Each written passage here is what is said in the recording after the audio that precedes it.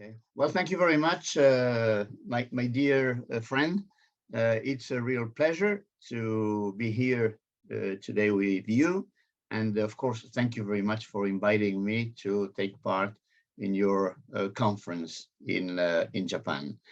We are very, very happy to have signed an agreement with the J-CLIL, and I'm sure the future will be very fruitful for all.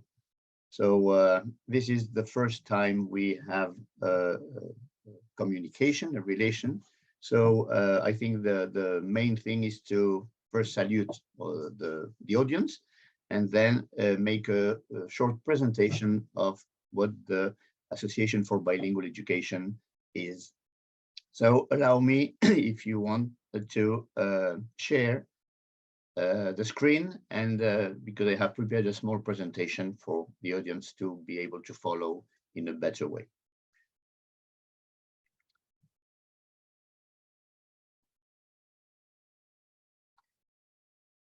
So, well, the bilingual education in Spain is something we are going to talk about today. And it's really one of the best things that have happened in education in Spain and in the world, I would say, in the last 20 years. It has changed completely the way of learning languages and acquiring higher levels of linguistic competence. So after this short introduction, let me say something about the association. The association, you've got on the right side the email, the address, the website. You can visit our page and have a look at it. Well, the Association for Bilingual Education has three main objectives. One is to be a bilingual education observatory in Spain. In Spain is a country that has 17 different regions, and we want to know what is happening in each of them because there are important differences between them. So we follow how bilingual education is being developed in all the regions, and we try to support bilingual education. Since we have 17 different regions and different models, different programs, we promote a bilingual national education framework. We would like that all students in Spain could have the same kind of bilingual program and receive the same kind of education. And of course, we are very interested in the improvement of the quality of any bilingual program that we have in our country. So these are the three main objectives of the Association for Bilingual Education in Spain. What do we do in order to reach our goals? Well, we have different activities that we can resume in some of them. We organize every year an international conference on bilingual education, and that international conference moves all around the country, and each year it takes place in a different region. So teachers from different regions can access the conference, and because mobility sometimes is difficult for teachers. So we try to bring the conference near them. This year, the conference is going to take place in 2 weeks' time in Jaén, where, of course, we will count on you to be here with us, and we will be very happy to have you here in Spain in our conference. Another part of our activities are studies and research with universities. We have signed agreements with 17 universities up to now, and they take part in the conference. And of course, with some of them, we research on bilingual education, and we publish studies on the same subject. We offer professional development to teachers. This is a free activity where teachers from anywhere can attend one monthly session of professional development. We have teachers attending these sessions from many countries in the world, not only in Spain, Portugal, the United States, Brazil, France, England, Turkey. We have plenty of teachers that join this activity and attend the professional development sessions. And of course, as we are interested in improving the bilingual education in schools, we have developed an improvement program for schools, which I'm not going to explain here now, but which is very useful for schools to know what they are doing well and where they can improve. And of course, we have created a seal of quality for bilingual education in order to have schools who meet the requirements of the seal. They can be distinguished with this seal and show to the parents that the quality of the teaching they offer is very high. It's a very high standard quality. Once said that, this is a short presentation of the association, but I think it's enough to know it. Please visit our webpage. And I'm going to try to give now a general overview of languages and of what has happened in Spain in the last years. But first, something important. You probably know that there are about 7,000 languages in the world, and they are divided in three groups. One is the smallest languages, which are spoken by a small number of people, mid-sized languages, spoken by a certain amount of people, but not but limited. And then there is a group of languages called the biggest languages, which are spoken by many people. So if we see, and we try to see how these languages are spoken, we can see that more than 3,500 languages are spoken by 0.2% of the world's population. The mid-sized languages, which are nearly 3,000, are spoken by 20% of the population, the world population. And the 83 biggest languages are spoken by nearly 80% of the world population. This has to do with not with the importance of languages, because all languages are as important as any other, but it allows you to know with how many people you can communicate according to the language you speak.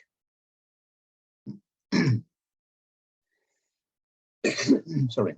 So when we speak about languages, we have to make a difference into this between these three terms.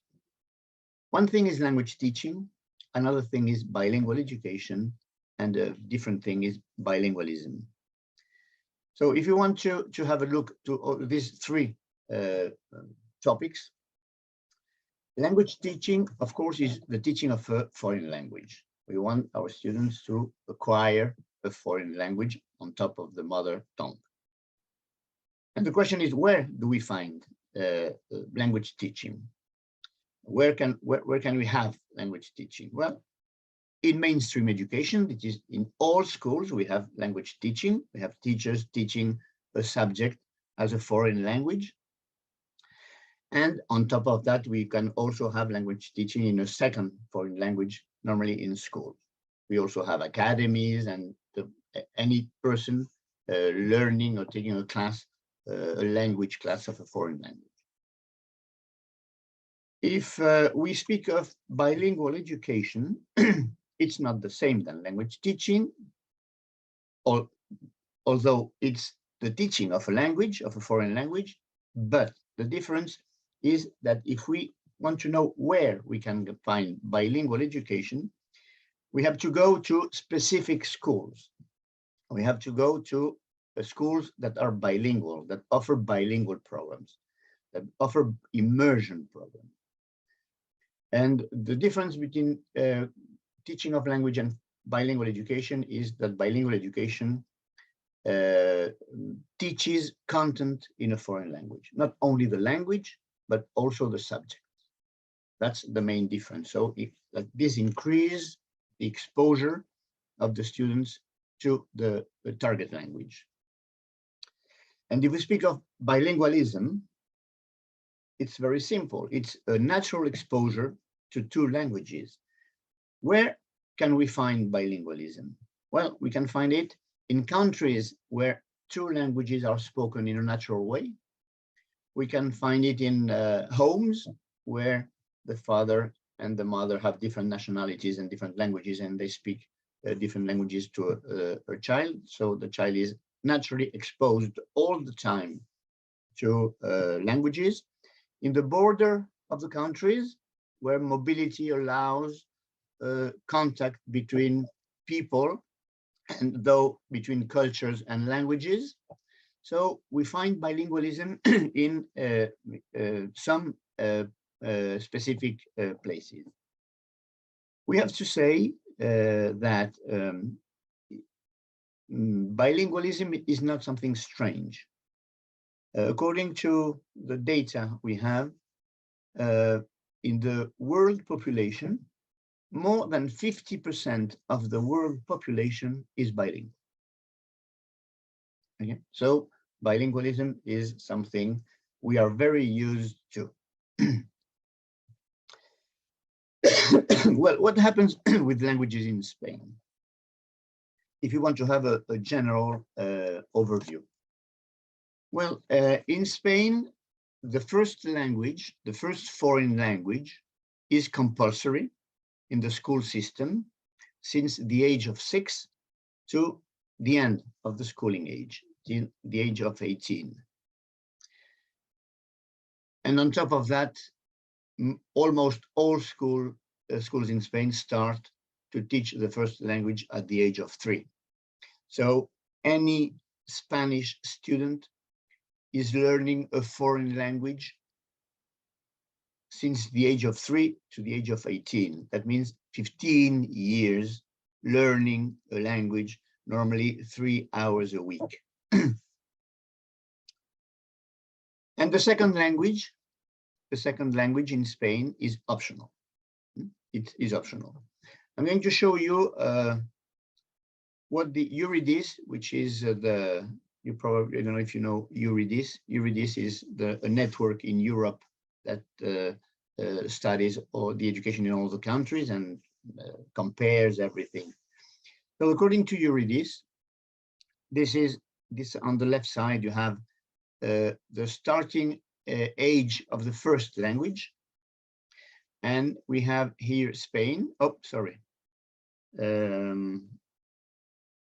We have here Spain on the left. So in Spain, everybody starts in a compulsory way at the age of 6, first language. And in Spain, the second language is not in here. It is down here because it is optional. Okay. So one language compulsory, one language optional. In order to give you some data to let you know how we are in Spain about languages, the first language in infant education, we have 81% of the students in infant education learning English. 81% in infant education, which is from 3 to 6. If we go to primary education, we have, of course, 100% of the students because it's compulsory. All students in primary have to take English. 0.4 take French, and 0.1 take other languages, but mainly 99.5 is English. If we go to secondary education, we also have, of course, 100% because it's compulsory. All students in Spain are learning, well, in this case, it's 98.4 take English, 1.4 take French, and 0.2 take other languages. And in baccalaureate, which is the upper secondary, we have, which is not, education is not compulsory at that age. Education is compulsory up to 16. So this is not compulsory, but from the students that are in baccalaureate, 95.8% learn foreign language, continue learning a foreign language. So we can say that almost everybody in Spain is learning languages all over their schooling ages.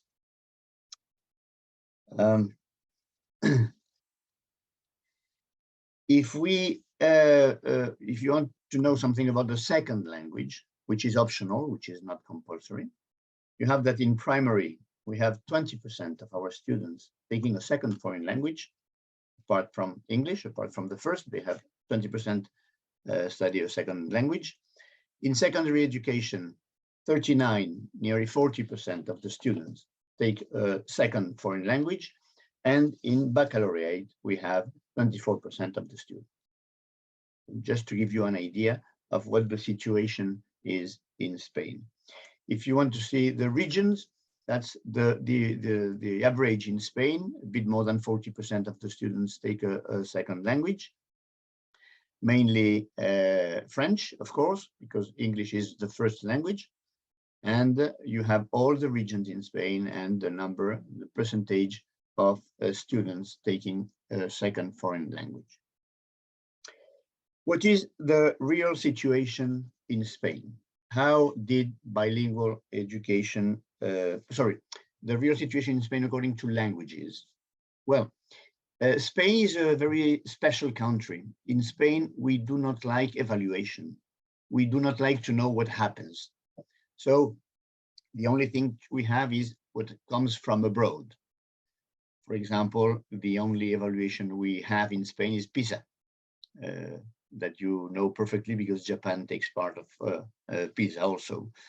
But in 2012, the European Union made a survey on languages, and it was the European Survey on language competencies, where 14 countries took part.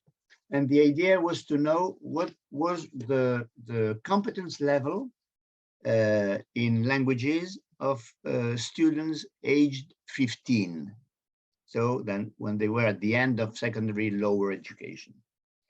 So according to that survey, which I say was in 10 years ago, and it's the last one, any other has been made later, so we don't have any more data than this. The results were that at the age of 15, we had 60% of our students, 60% of our students with a very low level, with a pre-A1 and A1. Levels, as you know, in the common European framework are divided in 6 levels, A1, A2, B1, B2, C1, C2. So we have a pre-A1, which is a very, very, very low level. And the result of the European survey was that Spain was in a very bad position, better than France, I have to say, but which is good for us. But 60% of our students were with a had a very low level of competence, and just 12-13% had levels A2, B1, and B2, which is most of them. A2 is low also for 15 years, right?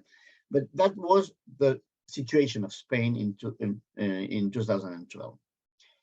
We know that bilingual education has changed this, but we don't have data up to now because there is not any national or international survey that can confirm what we know. But we have the lack that we started bilingual education. This is a map of Spain. And you probably know that in Spain we have many regions, and some of them have 2 official languages. That makes that bilingual education a bit more complex in those regions, because it's not the second foreign language, but the third language. So we cannot speak about bilingual education. Those colored in green, gray, orange, and blue are the regions that have two official languages. Normally, the Association for Bilingual Education tries to concentrate on monolingual regions, that have only one language, Spanish, which are in yellow, and we work mainly in those regions because bilingual education there is really bilingual education, is one foreign language added to the mother tongue. So this is the situation. when we speak of bilingual education, normally we associate bilingual education to CLIL. CLIL, which is an umbrella term, and you know very well, is the methodological approach used to teach content in a language, in a target language. It is very important, but it's only a part of what we understand as bilingual education. Bilingual education is much more. CLIL is part of bilingual education, is only what we do in the schools, in the classes, to teach content in a foreign language. And I'm going to try to give you an idea or an overview of what bilingual education is. First of all, we have to say that bilingual education is something very serious.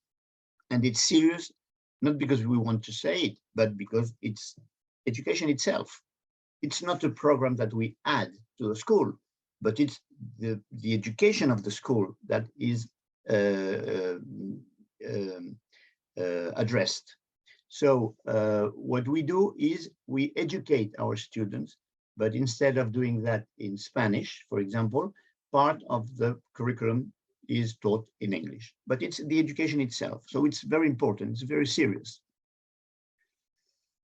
So in order to do it well, we need to design a program, a good program that assures that the students are going to receive the best education, and we have to implement that program. We have to take care of the implementation of that program. And of course, when we have implemented it, we have to manage it. The administration must be sure that the program develops properly. So it is something quite important. And of course, at least in Spain, when we speak of bilingual education, we immediately think of quality education, because bilingual education is an added value to the education. It's something that you add, something extra that you offer to your students, and that it will be very, very useful for them in the future. So bilingual education in Spain started long ago. I'm going to tell you how and when. We have now bilingual education in all the regions in Spain, and we have bilingual programs in many, many schools. I will give you the data in a moment. What was the origin of bilingual education in Spain? Well, we started a project in the Ministry of Education and the British Council in 1996. So very, very long ago. This project started 26 years ago, but it has not developed. Apart from this project, in 2004, Spanish regions started their own bilingual program. Okay, so this one, the one from the Ministry and the British Council, has not developed. It keeps some schools, but not many. And each region has started its own bilingual program. So we have regional bilingual programs. And of course, I don't know if it's because of the Spanish character, but if we have 17 regions and the ministry, that means that we have 18 different programs of bilingual education in Spain. We have not been able to have one single program for all, and each region has developed its own program. So I'm going to show you what happens when you start a program in education. As I said, this is the starting age in primary education. This program starts at the age of 6, first year of primary education. And the first region started its program in 2004. It was the region of Madrid. Then some regions started developing their own program. And let's say that in 5 years, which is in education is not much, most regions had already implemented their bilingual programs.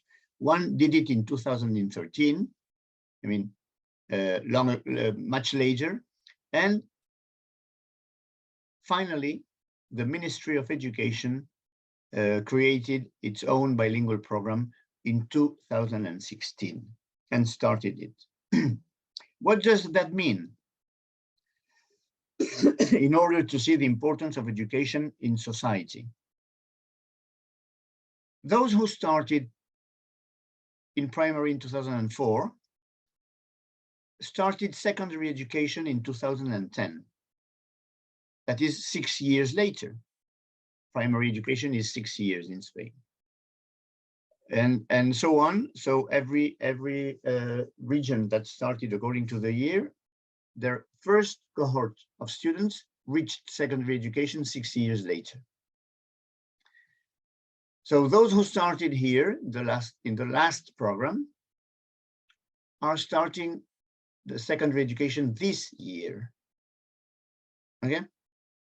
And if we continue in the time, we see that those who started in 2004, that started secondary education in 2010, went to the university in 2016, started the university 6 years later, in 2016. That means that if we are in 2022, we already have 3 cohorts of students who started in 2004, 5, and 6 that have finished their studies, their degrees, and their masters. And if we go to the last one, we see that those who started in 2013, the first students, the first cohort, will reach the university in 2025. And those who started in 2016 will reach the university, will go to the university in 2028. What does that mean? That there is a very, very big gap between students in the country. You will have regions with a high number of students with a high level of competence, of linguistic competence, and you have other regions where you will have many more students with that level of competence, and they will reach it much later. So we have an education gap between regions. Well, if we go to the implementation of bilingual education, I have to say that a bilingual education program has to be a top-down program.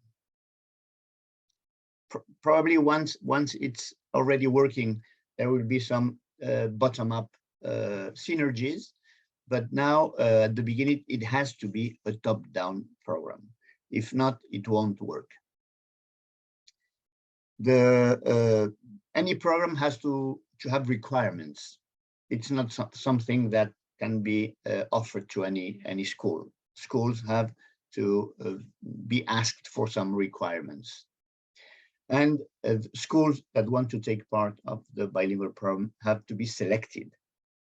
It's not just I want to be bilingual and I become bilingual. No, it's much more serious than that. We must be sure that the school is going to be ready to offer a good bilingual program, and students will take benefit of it instead of losing part of their education. So, what requirements can we set? Well, first, the school must apply. It's not something that you must simply want to. You must apply. There is an application for schools. Sorry, there must be a commitment. And this commitment, which is very, very important, has to be from teachers, from parents, and even the staff. Everybody in the school has to be committed to become bilingual and to support the bilingual program. Teachers in the school need to have a proficiency level in order to teach in English and to be able to teach their subjects in English in a proper way. So I don't know if you know the European Common Framework. C1 is a high level of competence. And of course, there is also a commitment from teachers to receive in service training.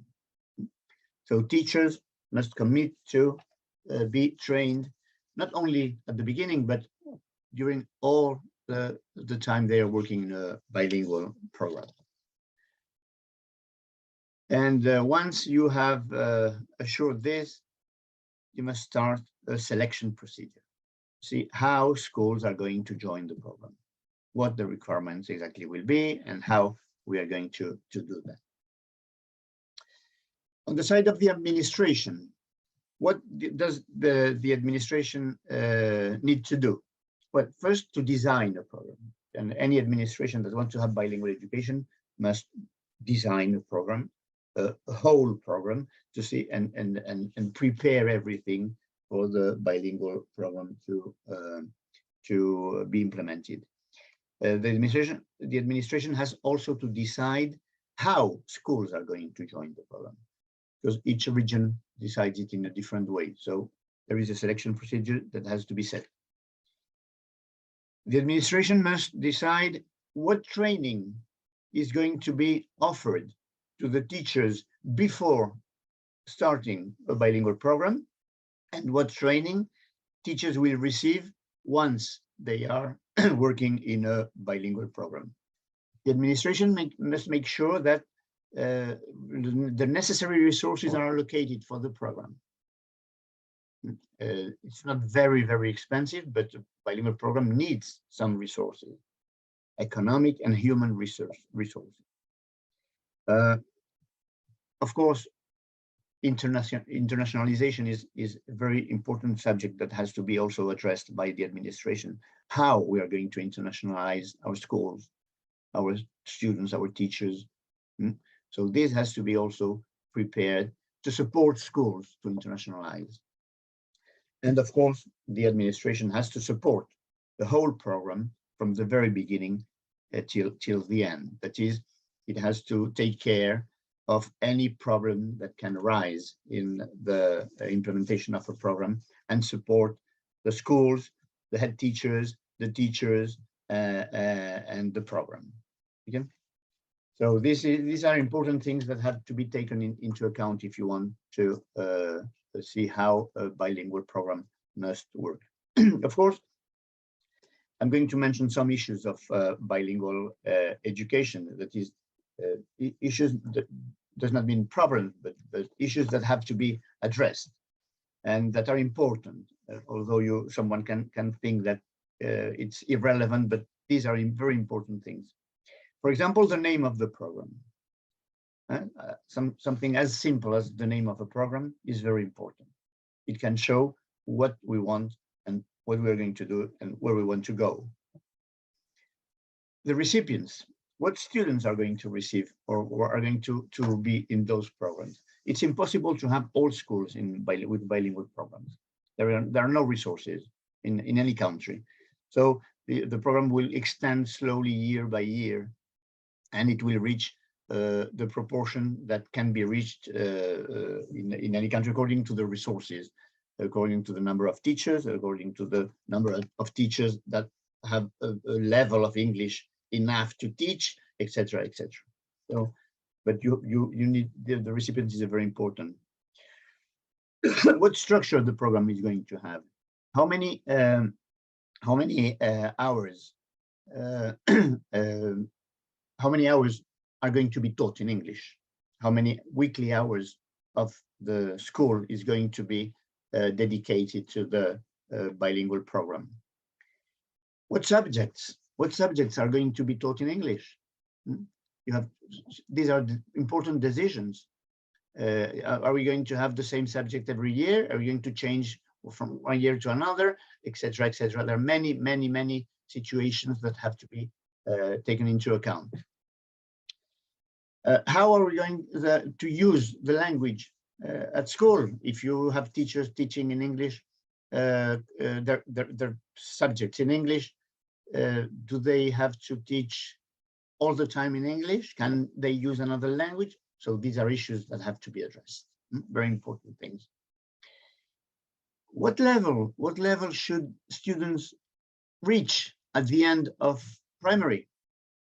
What level should students reach? Linguistic level, of course, at the end of secondary. There must be a target.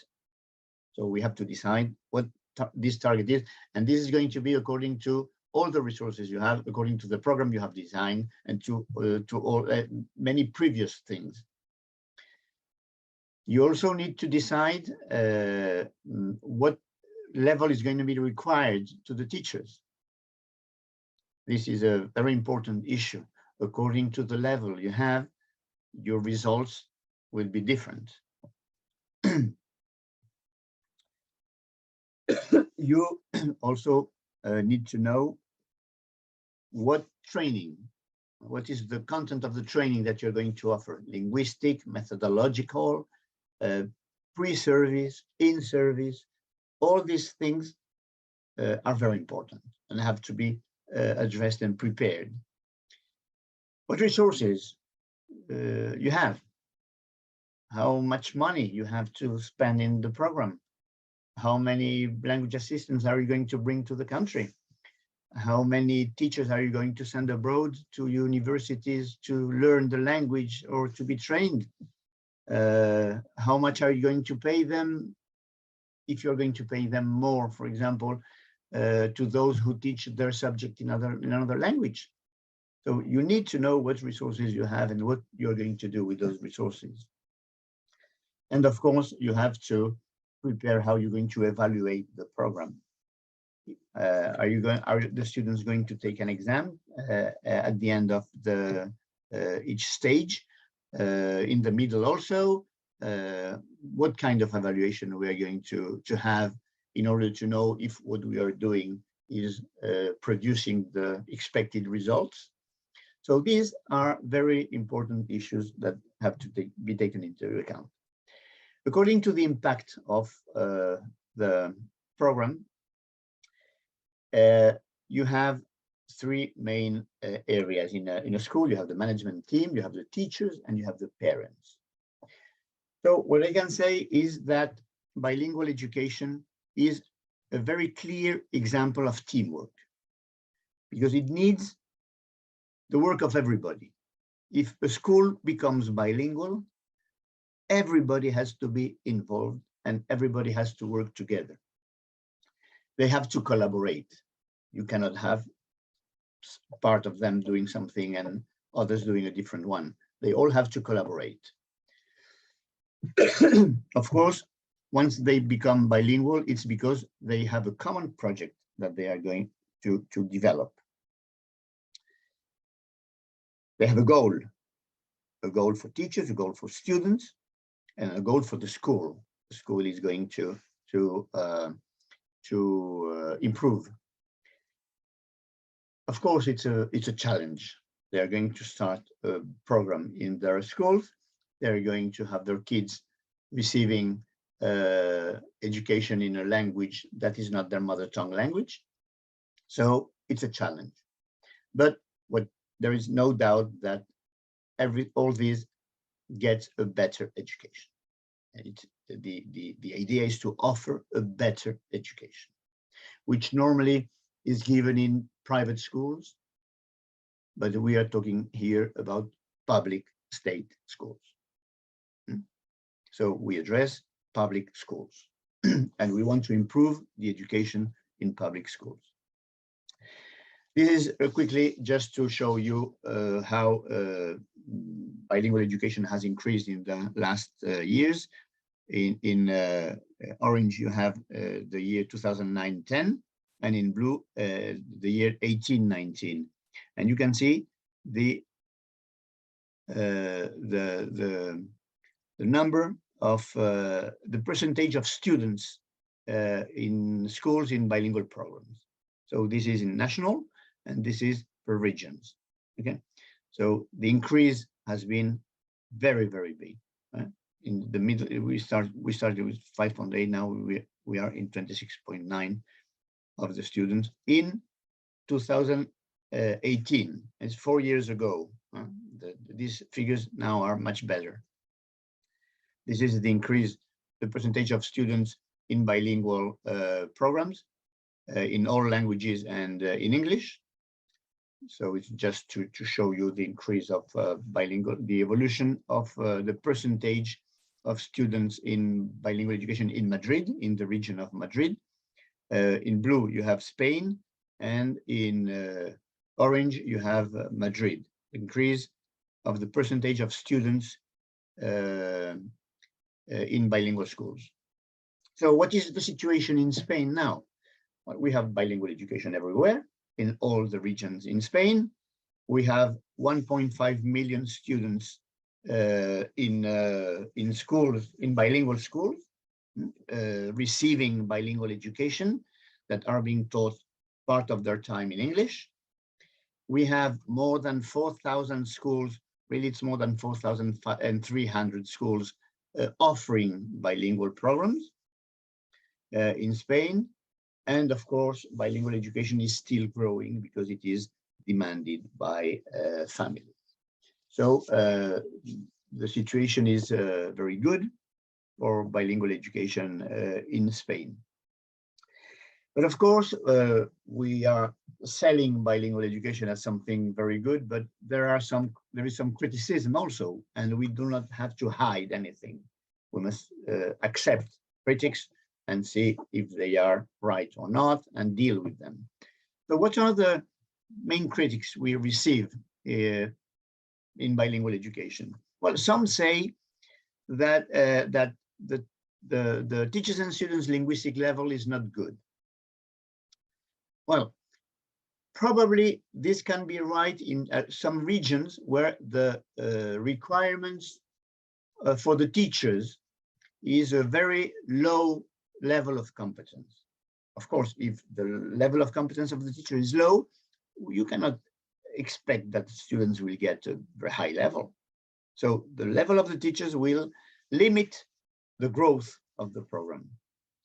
So this can happen somewhere, but it's not it's something we don't agree with, because we know that teachers are increasing their and improving their language, and students are acquiring better and higher levels of competence. Well, some say that since you explain them things and you teach them in English, they know less. They do not learn everything.